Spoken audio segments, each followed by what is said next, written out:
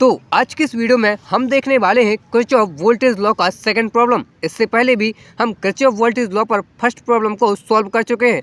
अगर आपने अभी तक उस वीडियो को नहीं देखा है तो मेरी आपसे गुजारिश है कि आज की इस वीडियो के डिस्क्रिप्शन में जाइए और वहां पर आपको इसका लिंक मिल जाएगा। तो आप पहले उस वीडियो को देख कर आइए ताकि आज का ये क्वेश्चन आपको बेटर वे में समझ में आए। तो क्वेश्चन नंबर सेकंड हमसे कह रहा है कि find the current and power consumed in 3 ohm resistance for the circuit shown in figure first by the mesh analysis।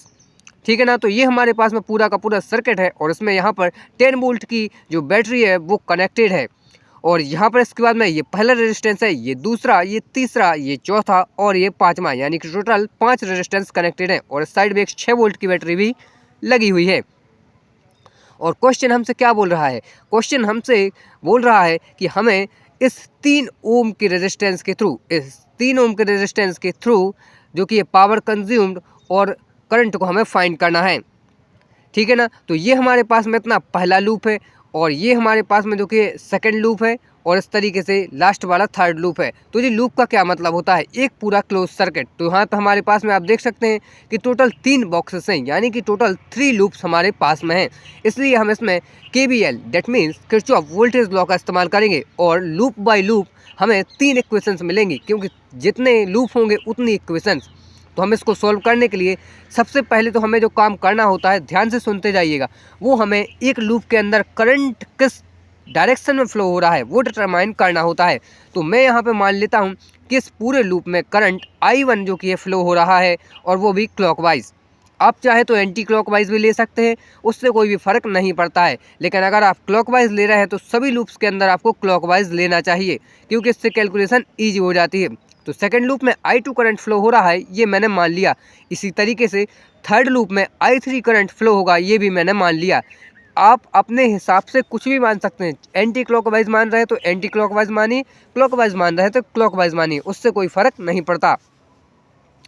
तो यहाँ पे अब हमें सबसे पहले जो काम करना होता है किरचॉफ वोल्टेज लॉ में इक्वेशन बनाते वक्त, वो आपको ये ध्यान रखना है। क्या ध्यान रखना है? सबसे पहले तो आप लिखेंगे apply KVL in loop number 1। इसके बाद में आपको ध्यान से देखना है कि हमने जो करंट की डायरेक्शन को चूज किया है, उस करंट की डायरेक्शन के हिसाब से वो करंट बैटरी सोर्स में कहाँ से एंटर कर रहा है। इट मीन्स कि इस बैटरी सोर्स में वो पॉजिटिव से एंटर कर रहा है या फिर नेगेटिव से। तो आप देख सकते हैं कि यहाँ पे हमारे पास में करंट नेगेटिव से एंटर कर रहा है, तो आप जो फर्स्ट वैल्यू लेंगे वो आप नेगेटिव में लेंगे। तो जहाँ से करंट एंटर करता है वोल्टेज सोर्स की वैल्यू आपको उसी हिसाब से रखनी पड़ती है। ये बात आप अपनी कॉपी में बिल्कुल छाप लीजिए जी, नोट कर लीजिए। ठीक है ना। इसके बाद में हमारे पास में क्या हो जाएगा? इसके बाद में यहाँ से करंट होके जा रही है 2 ओम रेजिस्टेंस के थ्रू। तो रेजिस्टेंस को आपको हमेशा ही प्लस में रखना है। क्या? रेजिस्टेंस, इम्पीडेंस आदि की वैल्यू को आपको हमेशा ही पॉजिटिव में रखना है। केवल आपको प्लस और माइनस का जो ध्यान है वो वोल्टेज सोर्स के लिए रखना है। तो I2 में से केवल I1 करंट फ्लो होगा। इसके बाद में इस 2 ओम के रेजिस्टेंस के थ्रू, तो 2 ओम को तो सबसे पहले 2 को तो हम पॉजिटिव में रखेंगे और इसमें से ऊपर से आएगी I1 और इस तरफ से घूम के जाएगी I2। नीचे तरफ से भैया क्लॉकवाइज घूम के जाएगी I2। और हम जिसके लिए सॉल्व कर रहे हैं हमेशा आपको मान के चलना है कि वही वैल्यू बड़ी है। तो अभी हम लूप नंबर 1 के लिए सॉल्व कर रहे हैं जिसमें I1 करंट फ्लो हो रहा है, इसीलिए आप इस I1 में से I2 को माइनस करेंगे। क्या करेंगे? I1 में से आप I2 को माइनस करेंगे। ठीक है ना। ये आपको विशेष ध्यान रखना है कि जिस लूप के लिए सॉल्व किया जा रहा है उसी के हिसाब से आपको सब्सट्रैक्ट करना है। तो ये इस तरीके से आ जाएगा और ठीक है ना। तो इस तरीके से प्लस और इस यहाँ पे प्लस नहीं आएगा, यहाँ पे हमारे पास में जो कि है टोटल इस लूप के अंदर तीनों चीज़ें हैं। तो ये पूरा का पूरा लूप कंप्लीट हो चुका है और अब हमारे पास में कुछ भी नहीं है, तो इक्वल्स टू में 0 आ जाएगा। तो इस तरीके से टोटल हमारे पास में 1 2 3 टर्म्स हैं।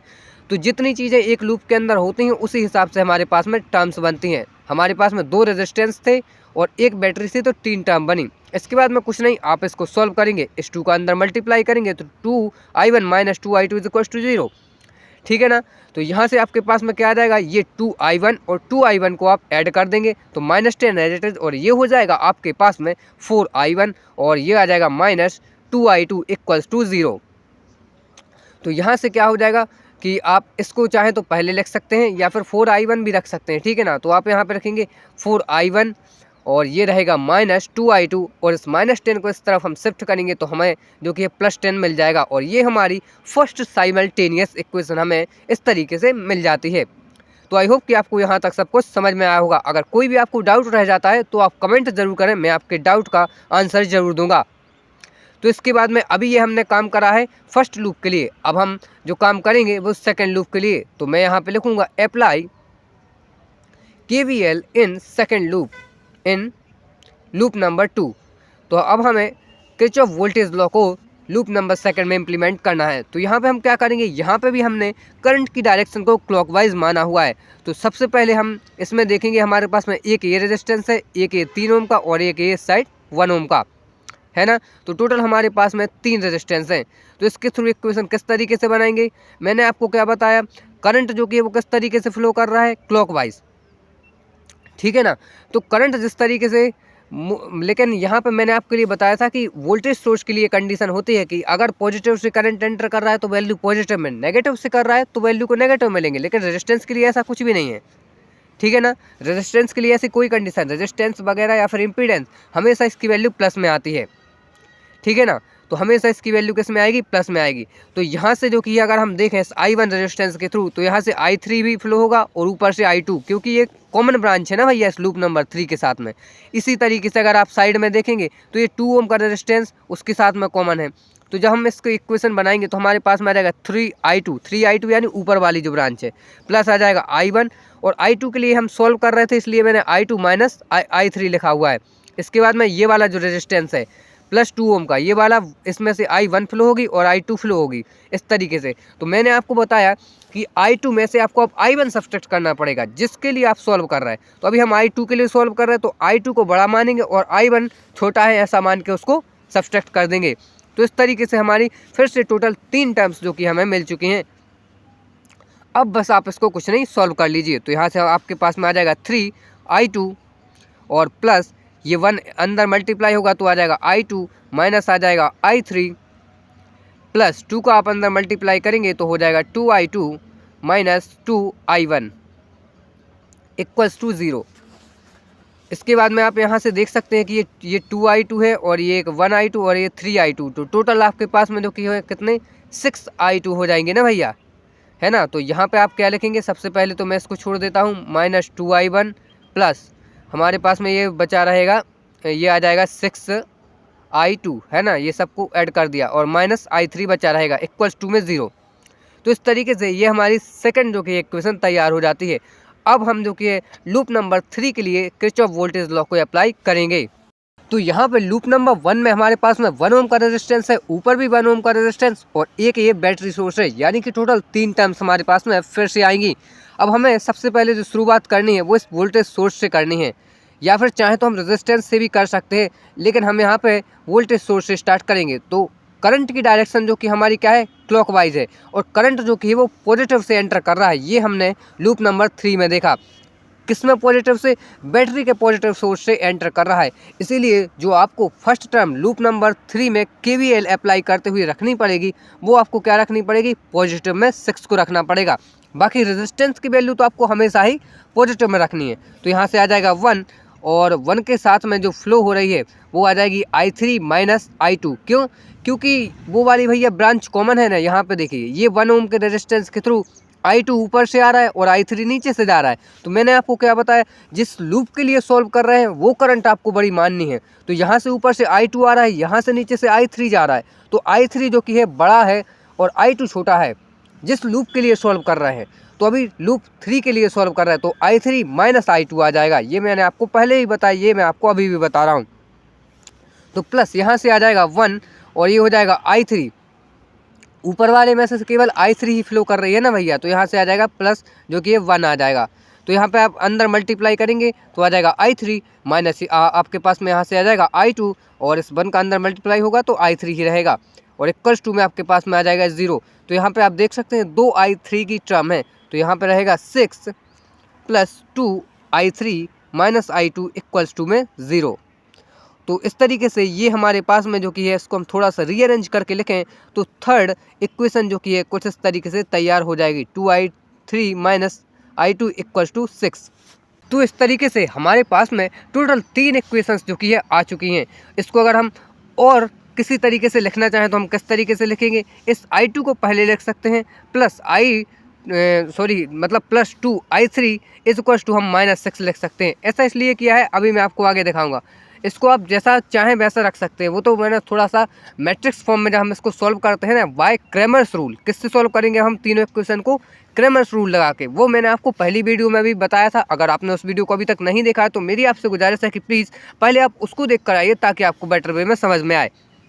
क्योंकि यहाँ पे अभी हम जैसे क्रैमर्स रूल लगा रहे हैं तो यहाँ पे हम केवल एक फॉर्मूले का इस्तेमाल करने वाले हैं I2 को निकालने के लिए, क्योंकि हमें I1 भी अगर कहीं पे पूछा जा सकता है क्वेश्चन में निकालने के लिए, तो वो मैंने आपको फर्स्ट वीडियो में बताया था। इसलिए मेरी आपसे गुजारिश है कि आप उस वीडियो को एक बार जो कि ये ज़रूर देख कर आएँ, या तो आप चैनल पेज से देख सकते हैं या फिर लिंक नीचे डिस्क्रिप्शन में होगी। तो क्रैमर्स रूल से सॉल्व करने के लिए सबसे पहले आपको 3 मैट्रिक्स बनाने हैं, और इस पहले वाले मैट्रिक्स में आपको जो कि है कोफिशिएंट रखने हैं I1, I2 और I3 के।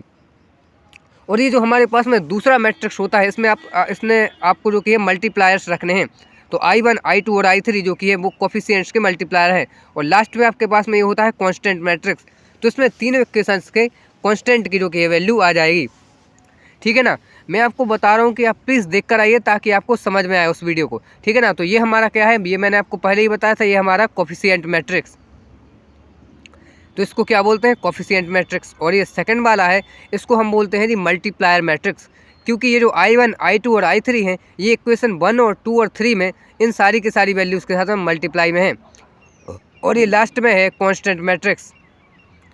ठीक है ना, तो इस कांस्टेंट मैट्रिक्स को जो कि है हम राइट साइड से इसकी वैल्यू को हमने पुट किया है इक्वेशंस में। यहाँ पे एक बार देख लीजिए, तो यहाँ पे ये 4, ये -2 और यहाँ पे ये 10, तो ये 10 जो कि कांस्टेंट साइड में जाएगा, यानी कि जो हमारे पास कांस्टेंट मैट्रिक्स उसमें जाएगा। इसी तरीके से है ना, तो इस तरीके से हमने यहाँ से सारी की सारी वैल्यूज़ को उठाकर तीनों इक्वेशन से ये तीनों के तीनों जो कि है मैट्रिक्स को बनाया है। दूसरी इक्वेशन से देखें तो -2, 6 और -1 को हमने रखा है। तो इस तरीके से टोटल हमारे पास में ये जो कि ये लाइन्स यहाँ पे तैयार हो जाती हैं।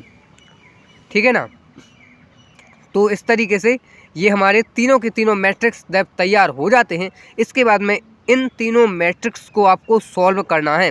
तो इनको सॉल्व करने के लिए आप क्या करेंगे, इनको सॉल्व करने के लिए आप जो कि है यहाँ पे आपको फाइंड करना है एक स्टैंडर्ड फार्मूला है जो कि है I2 = del 2 y del। ये क्या है, ये है एक स्टैंडर्ड फार्मूला है, इसको भी आप अपनी नोटबुक में नोट कर सकते हैं। अब ये फार्मूला किस लिए है, ये फार्मूला I2 करंट को कैलकुलेट करने के लिए है। अब आप बोलेंगे कि I2 ही करंट फ्लो क्यों करना है, I2 यानी कि इस लूप नंबर 2 के थ्रू, क्योंकि हमें क्वेश्चन में भैया बोला गया है कि इस 3 ओम के रेजिस्टेंस के थ्रू हमें करंट और पावर कंज्यूम्ड को कैलकुलेट करना है। और इस 3 ओम में से तो आप देख सकते हैं ना कि केवल I2 ही फ्लो कर रही है ना, इसलिए हमें I2 में से ही निकालना पड़ेगा करंट। आई होप कि आप बात को समझ पा रहे होंगे कि हम I2 को ही क्यों कैलकुलेट कर रहे हैं, क्यों हम I1 और I3 को कैलकुलेट नहीं कर रहे हैं। ठीक है ना, तो सबसे पहले यहाँ पे आपको निकालना पड़ेगा I2 निकालने के लिए डेल। तो डेल एक्चुअली में क्या है, डेल को अगर आप निकालना चाहते हैं तो इस डेल को आप निकालते हैं कि ये जो हमारे पास में कोफिशिएंट मैट्रिक्स है, इस कोफिशिएंट मैट्रिक्स को जो कि है आप एक डिटर्मिनेंट में रख दीजिए। मतलब डिटर्मिनेंट में ये सारे के सारे एलिमेंट्स को रखिए, पुट करिए, और उसके बाद में आप इस डिटर्मिनेंट को जैसे सॉल्व करते हैं सिंपली सॉल्व कर दीजिए। तो सबसे पहले आ जाएगा 4 और रोअर कॉलम को छोड़ेंगे तो आ जाएगा 12 - 1, फिर प्लस सेकेंड एलिमेंट लेंगे 2 और इसको हम सॉल्व करेंगे तो आ जाएगा -4, है ना। इस तरीके से ये यहाँ पे आ जाएगा और इसके बाद में थर्ड टर्म 0। तो इसको आप जैसे ही सॉल्व करेंगे तो आपके पास में जो वैल्यू आएगी डेट इज़ 44 - 8 = 36। तो इस तरीके से आपके पास में जो वैल्यू है वो डेल की ऑब्टेन्ड हो जाती है।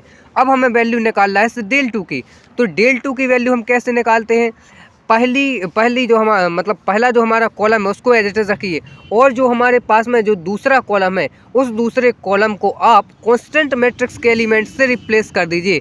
किससे, कांस्टेंट मैट्रिक्स के एलिमेंट से आपको रिप्लेस करना है। तो यहाँ पे आपके पास में क्या आ जाएगा, -2 की जगह पे आपके पास में सबसे पहले आ जाएगा 10 और 6 की जगह पे आ जाएगा 0 और यहाँ पे आपके पास में आ जाएगा -6।